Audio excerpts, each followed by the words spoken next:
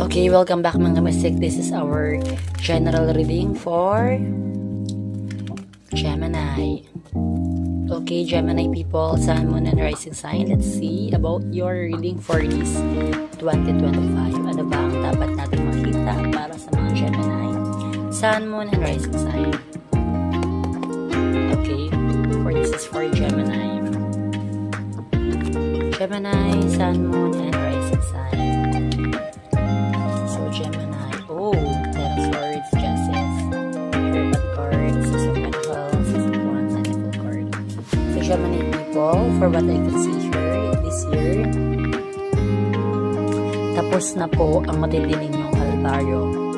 Especially last year, 2024. Marami pong Gemini ang nag-struggle. Marami pong Gemini ang stress at nagkaroon ng anxiety attack. Dahil sobrang overwhelmed sila at sa sobrang impulsive nila at sa sobrang daming inisip ng mga Gemini, Sun, Moon, and Rising Sign before last year.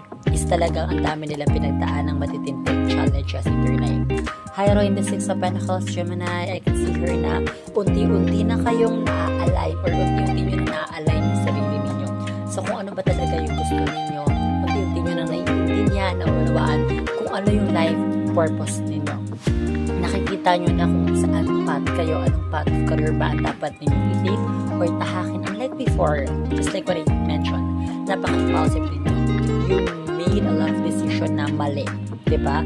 Six of Wands in the Full card, and now you're taking a lot of risk this year 2025 sa tamang career, sa tamang path na mga ka-Gemini. So good luck about of it. Justice in the Hermit card. So I can see your Gemini. Okay, the universe will be fair and square to you.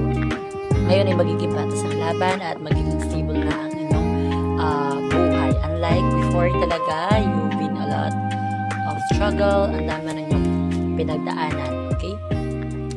Some of you Gemini, may nakikita ko dito magra-relocate. May lilipat ng bahay, maglilipat ng bahay, maybe dahil ipare-renovate yung bahay na tinitirhan nyo, if sa inyo yan. To some of you naman, is lilipat kayo literal ng bahay. It's because of you don't feel safe anymore to your current environment. And you're looking forward to somewhere safer than that, diba?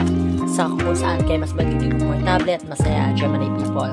Some of you naman, ang reason paglipat, it's just because of you are starting to, you know, upgrade. You're starting to reach your goal. You're starting to achieve your dream house. Ayan. I can see her na by this time, by this year, kung saan man kayo tutuloy, saan man papunta kayo, Gemini, mas magiging masaya, mas magiging comfy na kayo, mas makukontento na kayo. Okay?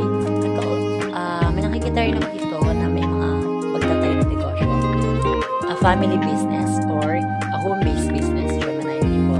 May nakikita ako dito. But, be careful, wag po tayo magpaka-panics dahil baka-possible na naman kayo ay ma-disappoint at the end of the day. So, make sure na double check ninyo ang mga business type na itatayo ninyo, especially the place, the environment, the people, if deserve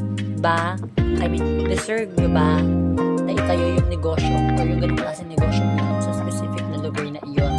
Do you really think papatok-patugan-tugan yan? So, be analytical just like Virgo, diba? So, ayan, para iwas pagkakamali, Gemini, kasi I can see here a lot of fear of disappointment again.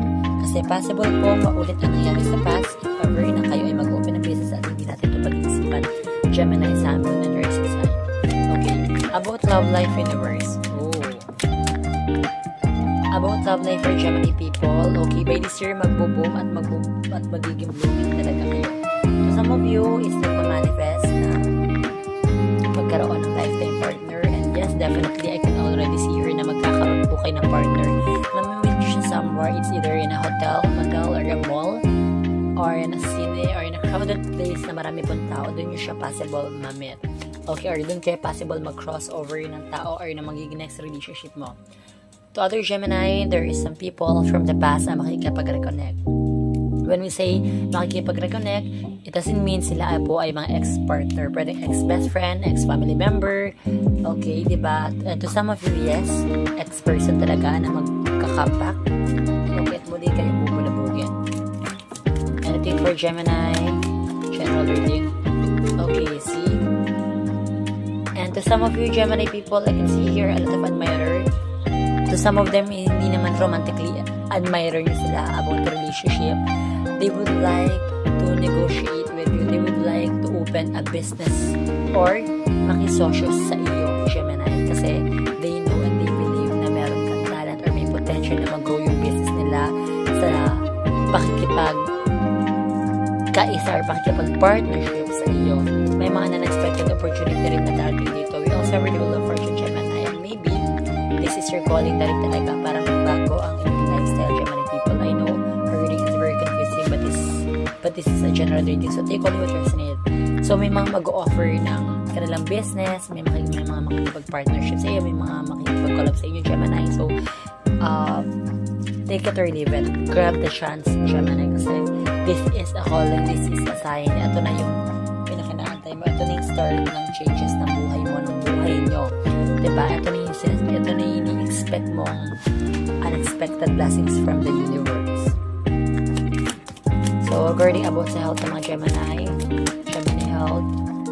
Okay, for this year, ang health ng mga Gemini is hindi siya magiging stable dahil sa sobrang pag-overthink at pag-iisip. So, kailangan natin i-minimize yun at hinahinayin ang ating sarili sa pag-iisip, Gemini, okay?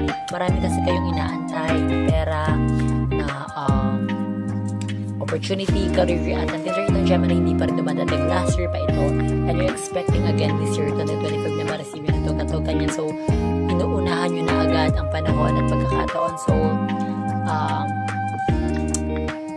take it easy, Gemini people. Wag po natin masyadong i-pressure yung ating sarili. Let's just wait in a calm way, diba? Yung kalmado lang tayo. 5 of Swords, by this time, by this year, Gemini people. Kung naman yung may natin nyo regarding about career, love, and health matters, lahat po yan magpo-fulfill. Lahat ng challenges by this 2025 is basic nyo lang siya ma-overcome. Unlike last year, sobrang may mga Gemini na trauma, sobrang may mga Gemini na nagkaroon ng anxiety due to their different situation at the time, diba? But by this year, walang ganon, walang stress. It's more about earning money. So as long as nakaka-earn or as long as nagbubog kayo this 2025, just keep on going, just keep on grinding. Kasi you will never know when ulit mauulit itong mga struggles or obstacles na pinagdaanan ninyo natin last year. So that is the full advice of the universe sa Gemini, Sun, Moon, and Rising sign. Kung naman nasabi ko kanina, please i-take nyo na kung ano yung nagre-resonate sa inyo and leave the rest because this is a timeless reading. Okay? So Gemini people,